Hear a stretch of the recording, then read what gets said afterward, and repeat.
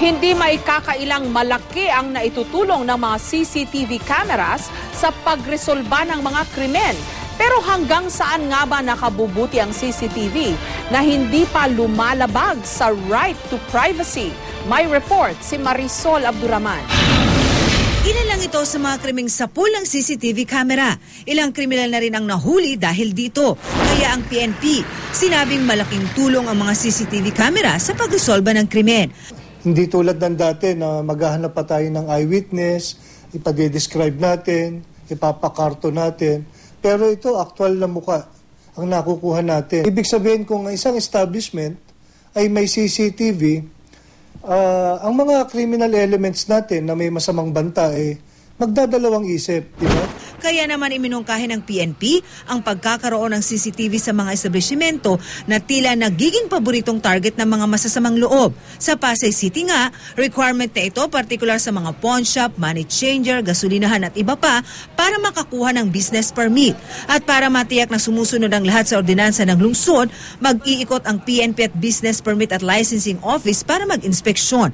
Maging ang mga pampublikong pasyalan gaya ng Rizal Park, napapalibutan na rin ng mga CCTV. PNP na mismo ang may sabi na malaki ang naitutulong ng mga kuha sa CCTV camera sa pagresolba ng mga krimen. Kaya naman hinihikayat nila ang publiko na mag-install ng mga ito, hindi lamang sa mga establishmento kundi sa mga pampublikong lugar. Pero kung ganyan, na halos kaliwat kanan ng mga CCTV camera, meron pa nga ba tayong privacy? May privacy naman na hindi naman dapat, yung ba isa publiko ba na mayroong iniingatan na mga tapos na nakikita, di ba kasiraan yun? Lahat naman po tayo may right of privacy. So, minsan parang pwedeng hindi kasi yung right of privacy po natin parang nawawala sa atin. Pero para sa ilan, mas mainam pa rin daw na may mga CCTV. Nakalagay yung mga CCTV sa mga public places which ina-expect mo na talagang makikita ka ng public. Okay po yun para ma-secure po yung place. Mas maganda kapag merong mga CCTV para kapag merong mga krimen, madaling malutas. Maging ang Commission on Human Rights, wala raw nakikitang masama o anumang paglabag sa paglalagay ng mga CCTV camera sa mga pampublikong lugar o mga establishmento. Nakita ko how the CCTV is able to locate right away or, and make it easier for the law enforcers to be able to arrest kung sino man yung mga those who commit crimes. Right to privacy is right to privacy in private places.